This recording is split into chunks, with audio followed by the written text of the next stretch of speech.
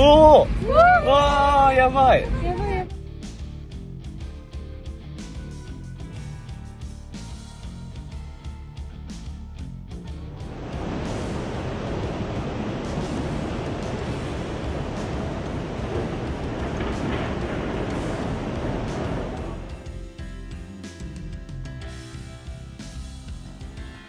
지난 2일 오후 일본 미야자키현 미야자키시 남쪽 102km 해역에 규모 6.0의 강진이 발생했습니다.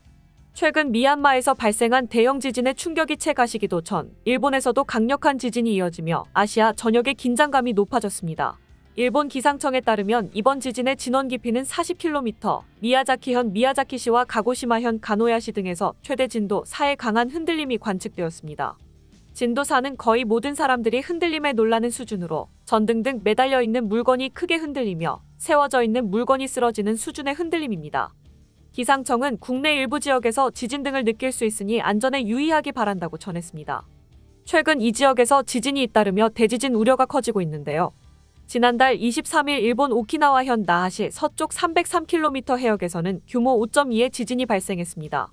지난 1월에는 일본 오키나와현, 도치기현 각각에서 규모 5.0의 지진이 발생했죠. 일본 정부는 약 100년 주기로 발생하는 난카이 대지진이 30년 이내에 발생할 확률이 80%라고 발표했습니다. 일본 내각부 전문가 검토회는 최대 규모 9.0 난카이 해곡 대지진에 대한 새로운 피해 추정치 요약 보고서를 발표했습니다. 외신을 통해 보도된 보고서 내용은 충격적입니다. 먼저 오키나와현부터 후쿠시마현까지 높이 3m 이상의 쓰나미가 도달할 것으로 전망했습니다.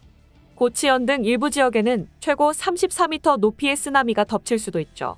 예상 사망자 29만 8천 명 중 21만 5천 명이 쓰나미로 사망할 것으로 봤습니다. 피난민은 1230만 명에 달할 것이라는 추정치도 나왔습니다. 235만 채가량의 건물도 파괴될 것으로 예상됐습니다. 직접 피해 규모만 약 2220조 원, 간접 피해까지 하면 총 2890조의 경제적 피해를 입을 것으로 전망했습니다. 이 모든 것은 인구 고령화 및 감소 문제로 더 악화될 수 있습니다. 한편 지난 3월, 심해어 대형 산갈치의 새끼가 일본 항구에서 잡혔습니다. 보통 수심 900m 아래 심해에서 서식하는 대형 산갈치는 살아있는 채로 발견되는 경우가 매우 드문데요. 산갈치 출몰 때마다 강한 쓰나미나 지진이 발생하는 탓에 현지에선 재앙의 상징으로 여겨지는 생물입니다. 실제로 2011년 동일본 대지진이 발생하기 1년 전인 2010년, 일본 해안에서 대형 산갈치가 최소 12차례 발견됐다는 보고가 이른 바 있습니다.